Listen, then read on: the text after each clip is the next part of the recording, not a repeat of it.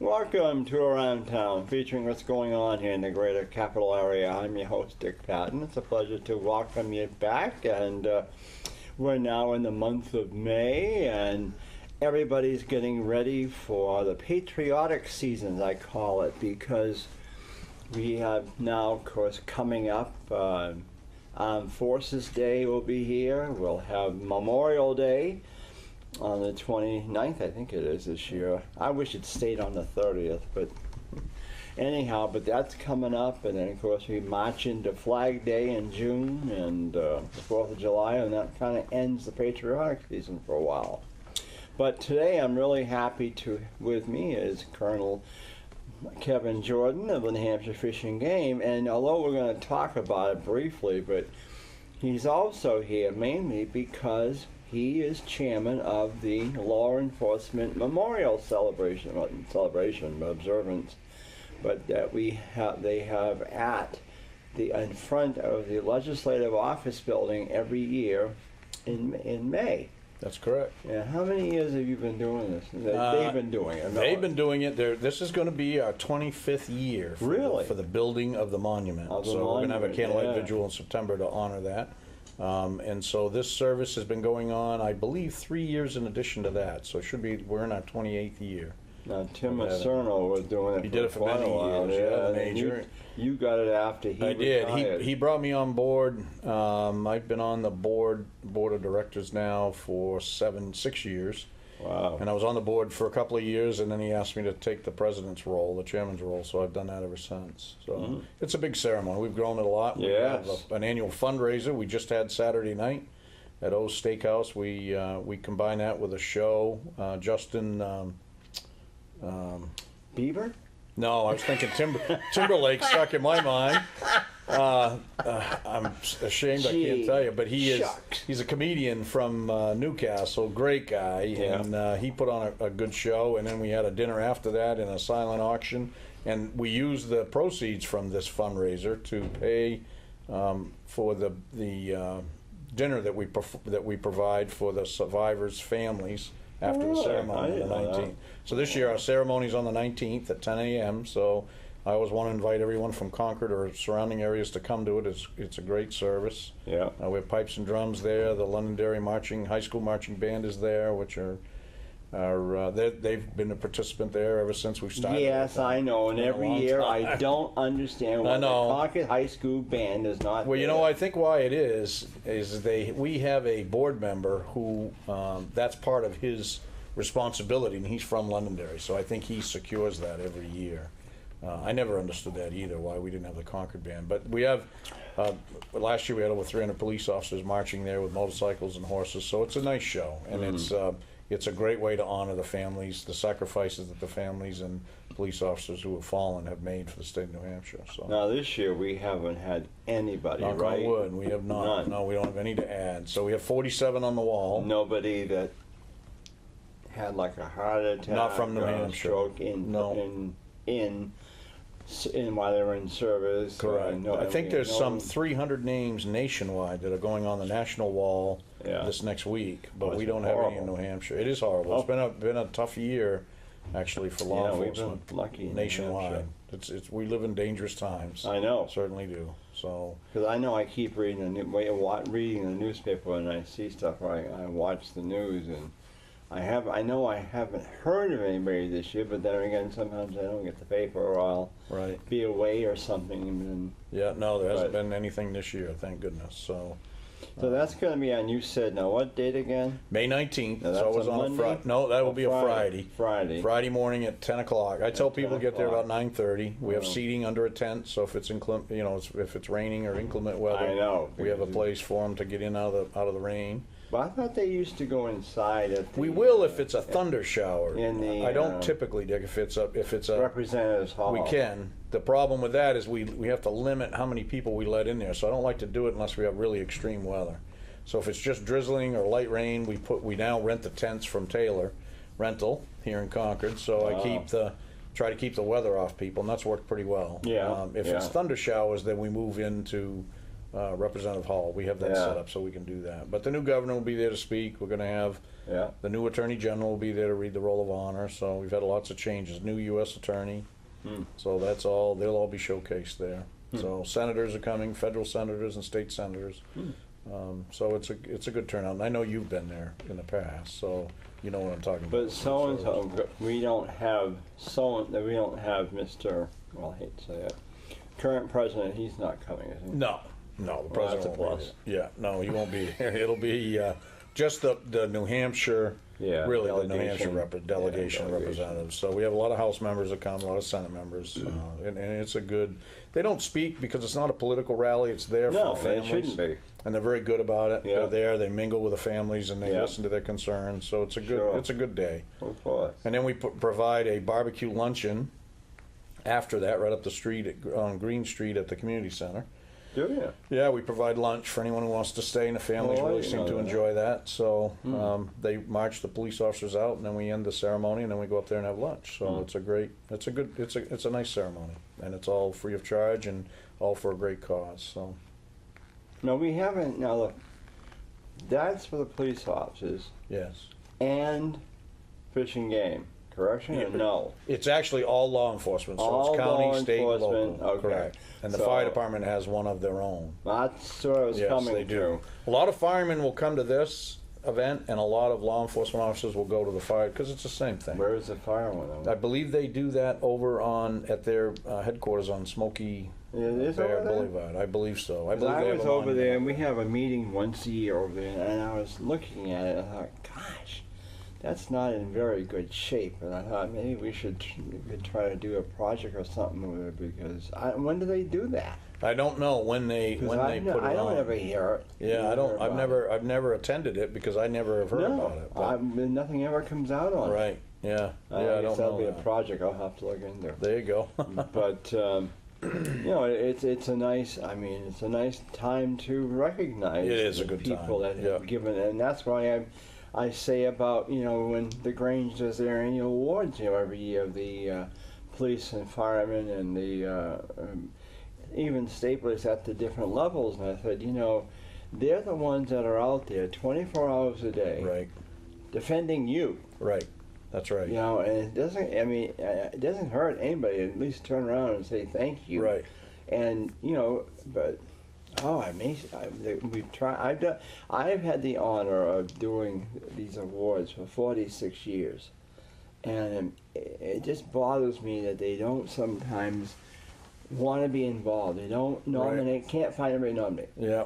I say, oh come on, there's somebody out there. I know. Oh, yeah. And this field is typically pretty shy about that. A lot of times, what we view, what the average person would view as a heroic event, police officers have a tendency to not want to be recognized for that. So it makes it a little difficult to nominate people. They don't. I know. They don't want to go, and there's some good organizations there that recognize it. We're going to be going Thursday for the Heroes Award. I have 2 officers getting Hero Award from the Manchester Union at the State House. Yes, Thursday afternoon. Now what That was for a boat last summer. A lobster fisherman's boat caught on fire, and the guys. It was really? a very close, very near tragedy.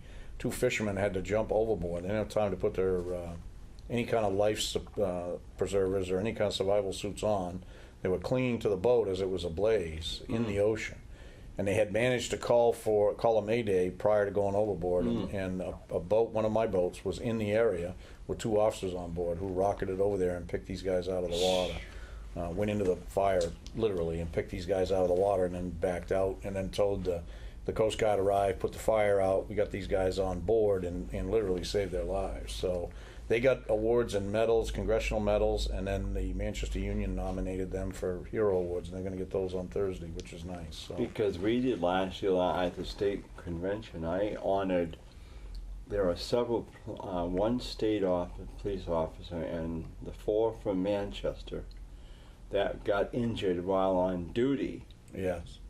At our convention, but if I had known this, I certainly would have included yours. But yeah, it's neat, and again, they're typically they don't want recognition, so they don't want anyone to know it, and so you're right. It is a bit of a challenge to draw that out, but hey, we're very lucky in New Hampshire. New Hampshire has extremely well-trained and good law enforcement people. You don't see these guys in the newspaper. The guys and gals, they do their job, they do it well, and they're doing it in a very, it's just as dangerous in New Hampshire as it is anywhere else. Especially with this current opioid crisis that we're all in. So now, you were supposed to have been here last week for our show. Yes.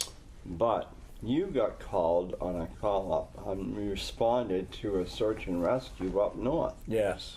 And I don't, like I was telling Ian, my director today, I said, I don't know how in the world there had to be somebody watching out for this guy. It was a miracle he's alive. Yeah, I mean, boy, he had angels surrounding him because he was within hours of death when they got him on board the aircraft. And the Army Air National Guard flew him to Dartmouth.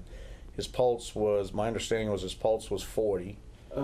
Which is half what it should be, and his core temperature, body temperature, was down in the 80s, which he's within an hour or two of dying. So that was about as close as it comes. Was he conscious? Barely. He could not communicate with anyone other than one-word answers. He was very confused. I don't really think he understood what was going on. But how did he was able enough to dial a phone? Yeah, I think, and we haven't been able to interview him yet to get details, but essentially what happened is he left last Friday for what would be a approximately 50-mile round-trip hike, which was extensive, and he looked to do that by himself. He was well equipped, but he was looking to do that by himself. So he left the Pemmy Wilderness in Lincoln, and he was going to summit 4 or 5 different 4,000-foot peaks, and then return home on 4 days. Now, when I say he was well equipped, I'm assuming, and I don't know this, but I'm assuming he had a solar charger to keep his cell phone alive. Otherwise, he wouldn't have been able to call. Oh no! That's what I said to Ian. I said, "Boy, my cell phone that would have never lasted." So, and I think what happened is on Tuesday morning, early morning hours, he realized he was in trouble. And what happens? What people don't realize is that down here we can run around dressed in short sleeve shirts, but if you go above tree line, it's still midwinter. There's still snow on the ground. There's ice. And he was not prepared for that. Plus the rivers, the brook crossings are all swollen. Some of these he was unable to cross. He ended up falling into the water, so now he's wet with high winds, and he realized he was in trouble. And he was at the summit of one of the 4,000 footers in Bondcliff, in the Bondcliff Range, and he lost his way. And he ended up, at the end of the day, he ended up on the Franconia Ridge Trail, which is quite some distance from there, above 4,000 feet, and he couldn't get down. He ended up staying up there. So he's exposed with no cover, basically, to those weather conditions for 2 days. And they were loud. They were, if you remember, they weren't great weather. It wasn't great weather. Tuesday we had a lot of rain. So we heard from him at 3 o'clock in the morning. He was confused. He gave us kind of an idea of where he thought he was. Turns out he wasn't. That wasn't accurate information. So we knew he was in trouble, and we launched our search, trying to find his itinerary and working from that. And then we didn't hear anything from him Wednesday, but if you remember, Wednesday was a pretty poor day, so I don't think he could get that charger to work. Thursday, I may have my days mixed up. It was Monday and Tuesday. So Wednesday, I was supposed to be here Tuesday night. We didn't hear from him Tuesday. We were really concerned by Tuesday. I was hopeful that we would have him by Tuesday night. I didn't have much hope beyond that. My decision making was, if we don't get him by tonight, it would be doubtful we'd find him alive. Yeah. On Wednesday, the sun came out. If you remember, the weather was a little warmer, and I think he was able to charge that phone, because about noontime he made another call, but he couldn't really we couldn't have any conversation with him. We knew it was him. He was able to grunt every now and then and give us, which is very common with someone in advanced hypothermia. And what did help us is whenever you call 911, based on cell phone signals, they can pinpoint pretty accurately your location. So he started out on Monday before you came. I'll tell you again. He started on Friday. Friday. Friday of before that week. He hiked Friday, Saturday, and Sunday. And early morning Monday, he made the call. About 2:45 in the morning, he called us and said, "I'm in trouble." But where did he start from? He started from Lincoln. And he was doing a big loop. He was going up into Carter, not Carter, but up into the Pemmy Wilderness to Bondcliff, that's Bondcliff Mountain is 11 miles from Lincoln in the woods. So it's 22 miles just from that point back.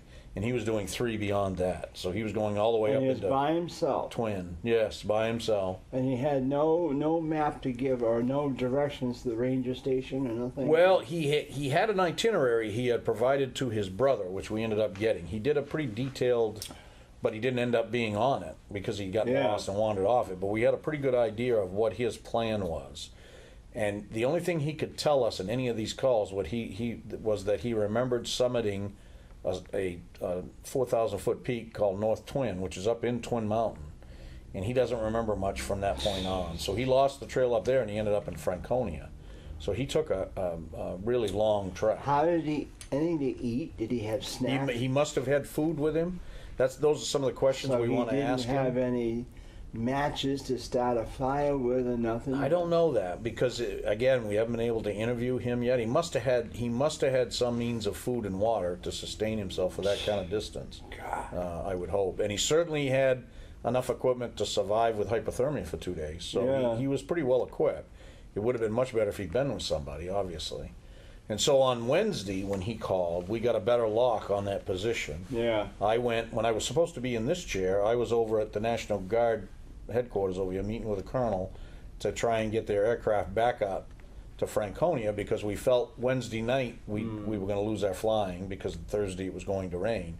And it did. It rained hard. So I said, if we can get one more flight, even if you guys can do it with night vision goggles because they have that capability, at least be up there, Colonel, so if we find this individual, we could get him in a helicopter because we knew he'd be in tough medical shape.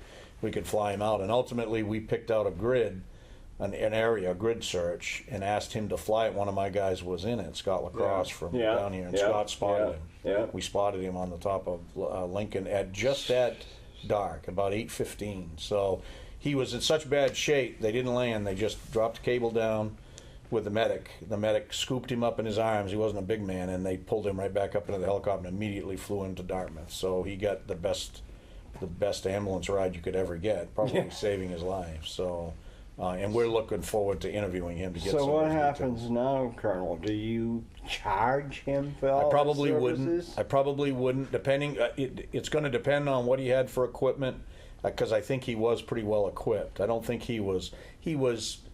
It's not in everyone. It's not a smart, in my opinion. It's not a smart thing to take a hike like that alone. But I don't know that it meets the level of reckless. It's dangerous. Okay. And that's a fine line. They really have to be kind of careless. And he really had a pretty good handle on things until he got wet. Then he was hypothermic, but yet he still had the equipment and the knowledge to keep himself alive for 3 days. So this is a pretty talented guy.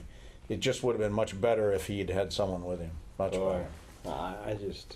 He's very lucky to be alive. Very, very lucky to be. And we've had 3 since then, quick carryouts since then from people that went up to tree line without snowshoes and got caught in heavy snows and got themselves into trouble. So I know last year when you were on the show, I think it was last summer, a year ago, you had that young man there from Massachusetts, wasn't it? Yeah. That was quite a story too, but he nothing like this. But yeah. We get them. We get a lot. We're on course this year to exceed any of the numbers that we did last year for the number of missions. We've had a huge amount this year, and I don't really understand why, other than we had a severe winter. And I think when you have that, you have the same amount of people hiking, but when you have extreme conditions, it creates more heartache for some folks. So we did a lot more of it this year than normal years. So. And I worry, anytime you do those and you're flying helicopters and you're flying in inclement weather, you worry anything can go wrong. You could lose a rescue or you could have a helicopter crash. A lot of states have had that tragedy. We, knock on wood, we have not. Yeah. But you're rolling the dice every time you do this. So. Well, I'm telling you, I hope your men are certainly recognized for this. Oh, they are. Yeah, they are, and they're well trained, and they like what they do. There's just 2 of them. No. I had half the state up there. I had half my field force. I was going to say, I had a ton of them up there. I hope that all of them get recognized. Because we recognized these two for this different incident that had happened with a lobster boat. But there will be. I've got 4 guys that are getting awards tomorrow for various things. So we do it quite often. These guys go above and beyond pretty regularly, so on these type missions. Well, so. Like I said, you keep those in mind. I will do that. Yeah, I will do that. Yeah. I mean that because You know, we would. I mean, certainly I know the. What bothers me sometimes is I know the Grange Awards, you know, either local or state, probably are looked at like they're not. I used to say that you have like the Emmys or the Oscars Right. and all that. Right. Ours are probably looked at like the People's Choice or the. Yeah.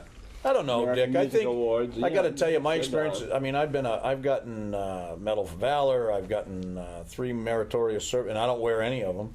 And a lot of the guys don't. You know, they just. I don't think it has anything to do with the level of awards. I think they're all just they're kind of a timid bunch, and they just don't want that kind of recognition, even though they deserve it, earned it, and I make them. But do no, it. it's just what I'm getting at though is a good thing. how the press Oh, looks yes. at it. Yeah.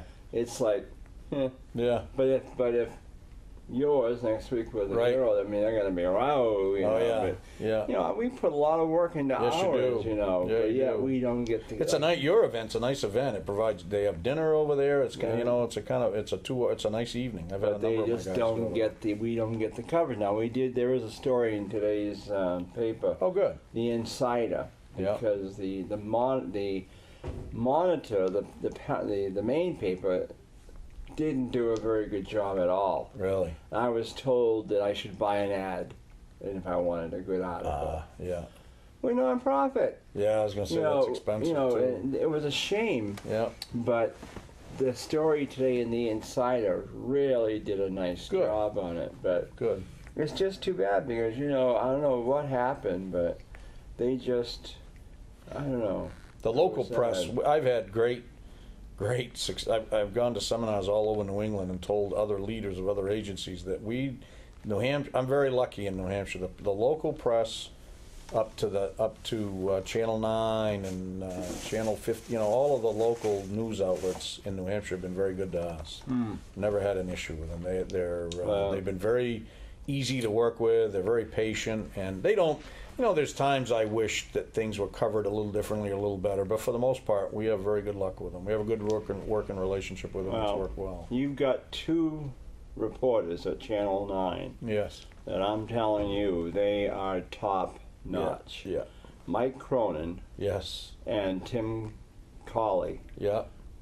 Tim is new, but those two they are Yeah. excellent. Yeah. They've And got we've some good people. we've honored Mike at the state range level, and he also won the Northeast Grange Oh, no Award. kidding. Good. But there again, see, nothing was mentioned because it was just like a, Huh. you know. Yeah. But but we do because it's not publicity is very hard to get It is. unless It's a very something really is valuable thing. controversial. They Right. don't want to bother with it. Right. Yeah. But It's all about what sells, I guess. yeah, oh yeah. You know. But I gotta get you to become a member of the Grange as well. I got before you leave today. I think it'd be great. Yeah. Because Yeah. we, the Grange at one time had all these people as members. Yeah. As I was talking to somebody today down in, there was a Grange in Concord called Capital Grange. We had 125 members who were legislators at one time, No kidding. Wow. including governors, senators, Yeah. legislators, lawyers, all of them. Wow. This statue going up for Wynett, Governor Wynett. Come find out he was a Grange member at one time. No kidding. Huh. But anyhow, I mean, fishing game, I mean, you have your other duties to do. I mean, now the fishing season's opened up. Right. Winnipesaukee Oh yeah. officially going now. Yeah. And very within 2 weeks, the ATVs will come out. Yeah. And those trails will all open up. So Yeah, I mean- there's no slow time now. Those the great fishing guns. season, I mean, is well underway. Yeah. And the parks now will be opening up. Yeah. We have turkey season is ongoing now. Somebody said that they were really, they thought they had a record set last fall for that season. Now, this year they expect another big We have a lot of turkeys, and we're not sure really why they survive so well in the wintertime. Yeah. But they do, and we've got a great population of them.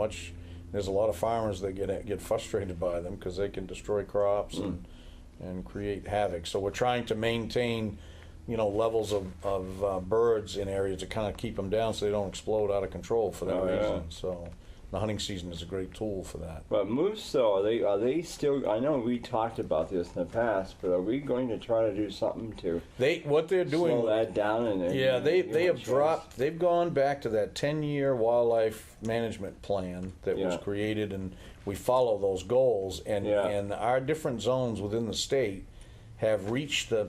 People get confused. They think there's a shortage of moose. It's not really that there's a shortage of them, but they've reached the management goals that we don't want to drop below. That's right. Yeah. And so now what the department's trying to do, and they keep doing it based on, the one thing Fish and Game does that I've always supported is they make their decisions based on what's best for the resource. They try to stay out of the politics, the social part of it, Yeah. and they try to make decisions based on what's best for our resource. And I think New Hampshire, all of us benefit because they do that. And this is a good example of that. They're Oh, yeah. trying to slow this hunt down so Yeah. that we don't drop below those levels and we get into a critical situation like we had years ago that you remember. We didn't have moose. Oh, I know it. You know, growing up, when I was a young kid, we had a lot of moose, then we lost them, and then late in my life they've come back, and I don't want to see that go back the other way. You know? Really? Yeah. What year was that? No, I remember 1890s? I remember in the late 70s 1890s? seeing 1890s. Yeah. I remember in the late 70s seeing moose and deer in great numbers, and then remember it just kind of went away. Well, I don't know. See, you're much older than I Yeah, am. that's right. Yeah, I can fill you in on that. Yeah. But it's true. I mean, It is true. And you They hate tried see to them bring go the back. caribou back, They and did. it didn't work. Yeah, a lot of people don't realize we had that. And here then, for of course, I years. never knew about elk being here, but you Yeah, we said did. they had some We elk. did many years ago. Yeah, I back never in the knew 1800s. that. I always thought it was surprising we didn't have elk Yeah. here. Yeah, no, But, we did.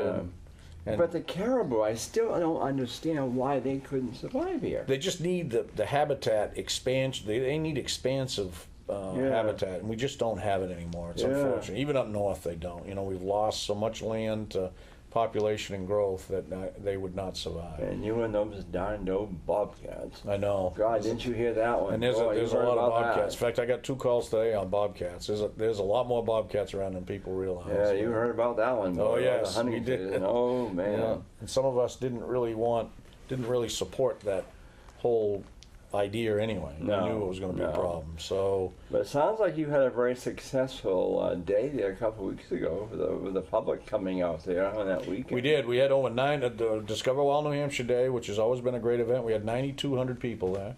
9,200. 9,200. We get Nice. almost 10,000 people every Wow. year. We've outgrown our campus over there, and it's a huge Wow. event, Dick. You can That's take good. your family. Yeah. We give away popcorn. They can do all kind. They can fly cast. They see fishing, fish. They can see animals. We have birds there, birds of prey. We have canine demonstrations. So it's a great day. What's nice about it is a family can take their 4 children out for a Yeah. great day. They Yeah, can have a yeah. ball and they don't spend a nickel. Yeah. And you know, I've stressed over there we need to keep it like that because I think that's what draws people out. And- National Guard came, they landed their Black Hawk, and that Wow. was, people could get in that and take pictures. And And I so heard it the was a first great 100 day. people get free hunting and fishing licenses. Yeah, that for would have the been year. nice if we could have done that. Yeah, we probably would have if we could have done that.